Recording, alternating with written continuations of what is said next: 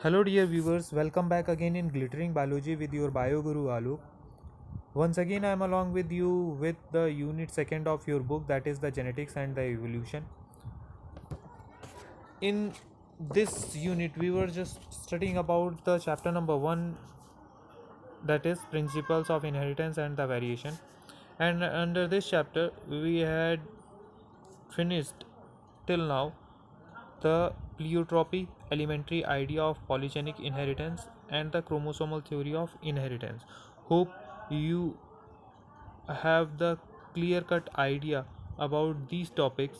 Now, in this lecture, I would like to explain about the chromosome and gene. Then, the second topic will be the crossing over, and if the time permits, then the next topic will be the sex determination in different organisms. So let's begin with the chromosome and genes. Chromosomes, what it is, as the chromosomes are just known as the hereditary vehicles in the normal cell. The genetic material in the resting nucleus, that is the non-dividing nucleus, is in the form of the network of very long, extremely thin fibers. They are just known as the chromatin fibers, and they can be only seen in a stained nucleus under high magnification of a microscope. Whenever the cell enters in for the division, means cell cycle, these chromatin fibers start condensing, and by the end of the prophase they form a thick, darkly stained bodies that is known as the chromosome. And under during this stage, the chromosome has a special X-shaped structure with two sister chromatids. So actually what it is, chromosomes are the small rod-shaped darkly stained body visible only during the metaphase and anaphase of the nuclear division, and these chromatin threads or the chromosomes are formed of the nucleoprotein, which means that is the nucleic acid, either that is DNA, and a special protein called as the histone, which is not found in the prokaryotic cells. They are just considered as a vehicle of heredity material because they are transferred from parents to offspring during the cell division and carry hereditary material, which is DNA, along with them. The number of chromosomes varies from individual to individual. The chromosomes were first observed by the Hofmeister in the nuclei of the pollen mother cells of the Tradescantia. They were called the nuclear filaments at that time. The term chromosome was proposed by the Waldier in 1888 to denote their darkly stained appearance, and during interphase of cell cycle, each chromosome is extremely long molecule of DNA complex, and along with that a special protein, that is the histone. So this is about the chromosome. Now I would like to tell you about the gene. The gene, what it is, the term gene was given by the Johansen for the Mendelian factor in 1909.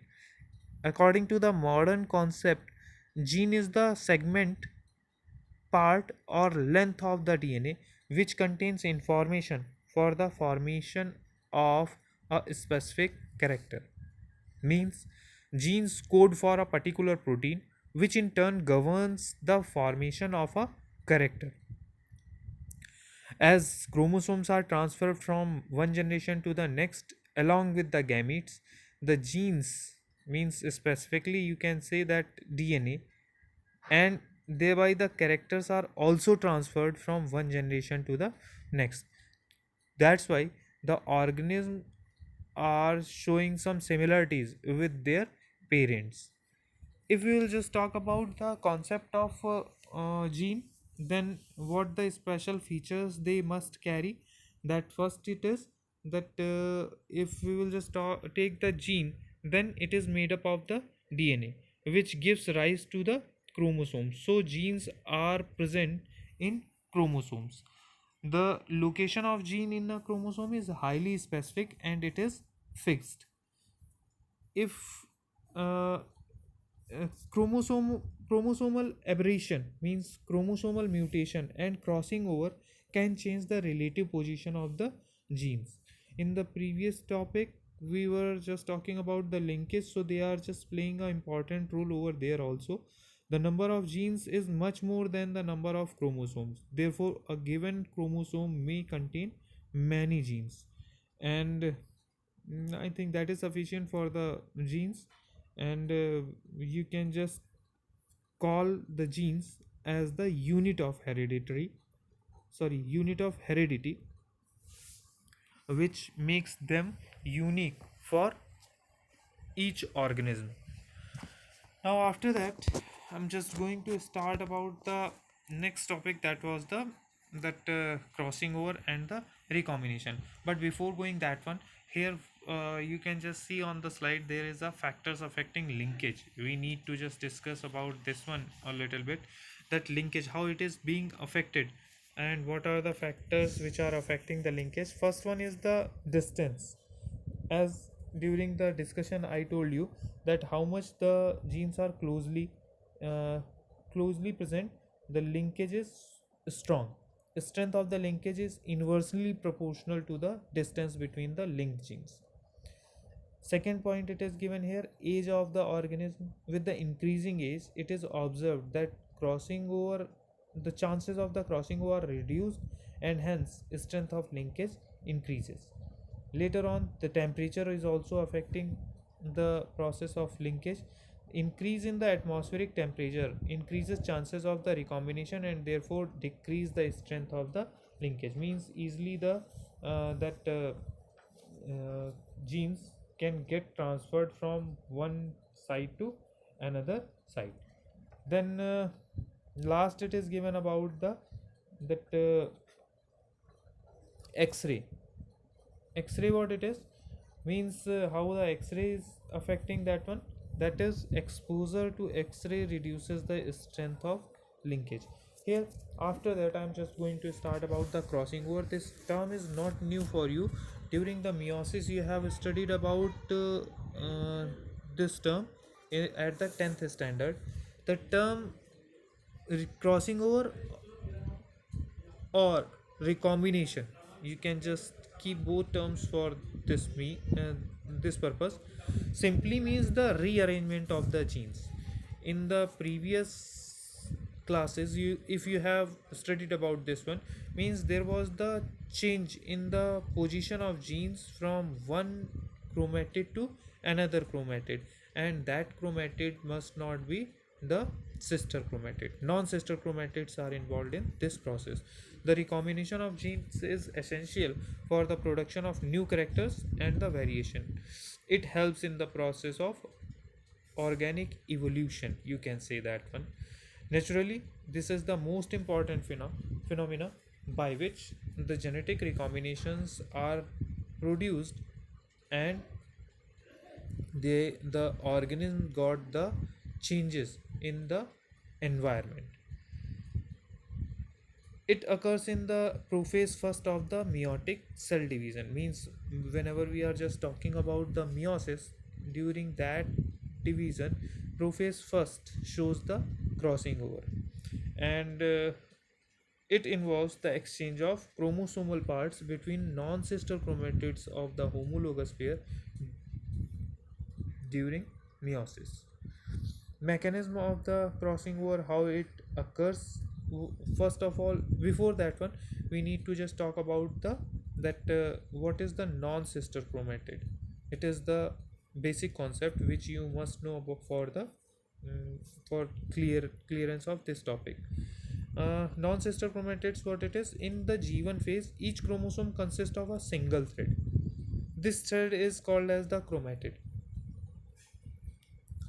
So in G1 chromosomes has only one chromatid, but after S phase in G, each chromosome consists of the two identical chromatids. G2 is followed by the division phase, and so in division phase also each chromosome has two chromatids, these two chromatids of a single chromosomes are called as the sister chromatids, and those who are from the other chromosomes, they will be just considered as a non-sister chromatids.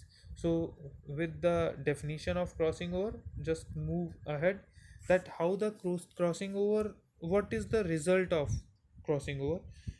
Results in the rearrangement and the recombination of the genes, and thus helps in the production of the variation.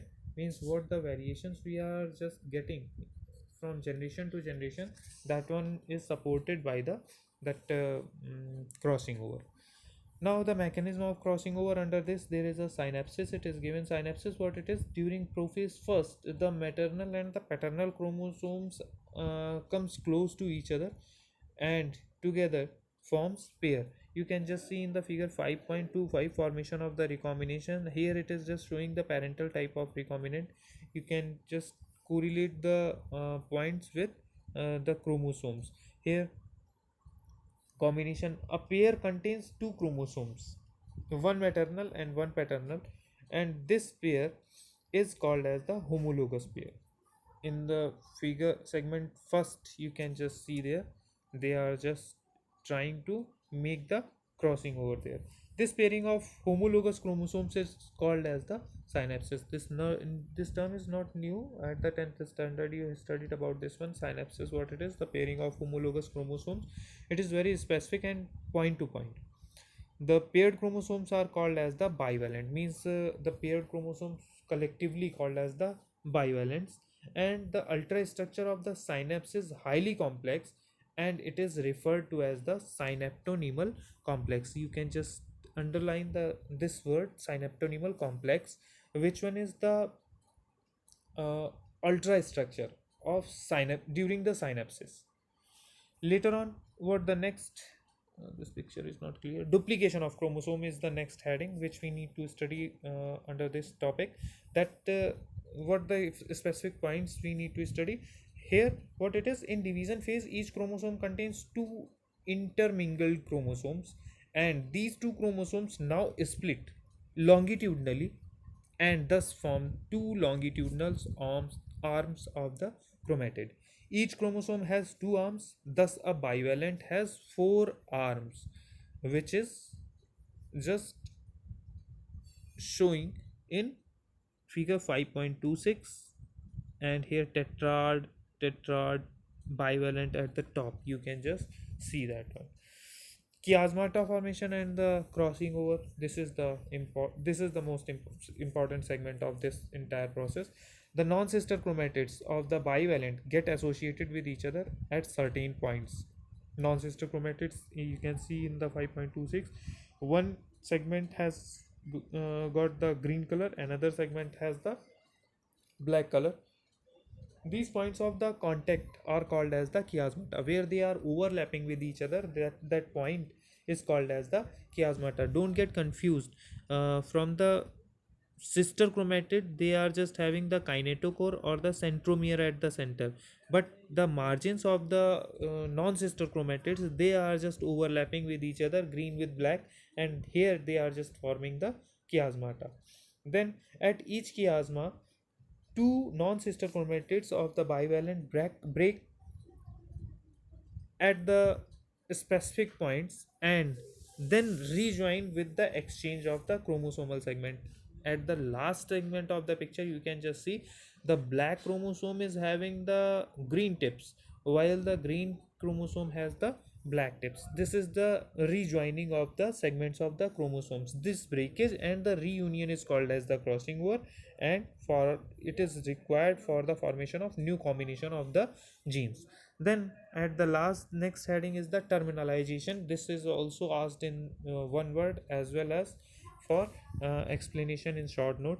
After exchange of the chromosomal part, the non-sister chromatids starts repelling each other. The chromatids start separating from the centromere towards the tip of the chromosomes. Due to this movement of the chromatids, the chiasma, means the contact point, also moves towards the tip, similar to the unzipping of a zip. You know that in the pant what zip we are having, so it is just they are following a pattern of unzipping of zip, and this movement is called as the terminalization. So this is all over about the that crossing over. Now here it is given about the types of crossing over. So in this one we need to talk about, there are the three types which we need to study. That one is the single type of crossing over, double crossing over, and multiple crossing over. So have a look of this each in very short. What it is: single crossing over, in this case the crossing over occurs only at one point between two non-sister chromatids, and it is very clear uh, in the upper segments. Here it is double crossing over, means here two times they are just showing such type of process. Double crossing over, what it is: in this case the crossing over occurs at 2 points in the same bivalent. It may be of two types: one is the reciprocal and the complementary. While in the third segment, that is the multiple crossing over, where what it is: in this case the crossing over occurs at the three or more than 3 points between two non-sister chromatids. So this is all over about the crossing over. What is the significance of crossing over? As earlier I told you, it helps in the recombination of genes, which produces new characters and provides us the new variations. Why the variations? Variations are required for the evolutionary process. And the crossing over also helps in determining the relative position of genes on the chromosomes and helps in drawing the chromosomal map. Next, we can say that crossing over proves that the genes are located in linear manner on the chromosome, and they are just providing useful recombinations which are selected by geneticists to produce new varieties of plants and the animals. So this is the significance of crossing over. But for the crossing over you must know about few points: that crossing over occurs only during the meiosis, means in mitosis this process is not possible, and it results in the development of new varieties with gene recombination. Crossing over can break the linkage between the genes, and it can be called that crossing over is inversely proportional to the linkage, while it is directly proportional to the distance between two genes. That is sufficient to get content related with the that crossing over. Here one more thing is, it is given that about what is the factors which influencing the crossing over. So distance, the first point is the distance, second one is the temperature of the atmosphere, and the third is age and sex. Individuals also influence crossing over frequency. X-ray also increase frequency of crossing over, while the chemical mutagens induces the crossing over. Hope that video is sufficient for only these two topics. Later in the next video I will start about the sex determination in different organisms. Thank you everyone. Hope you are preparing your notes and preparing yourself for the first term exam also. Thank you.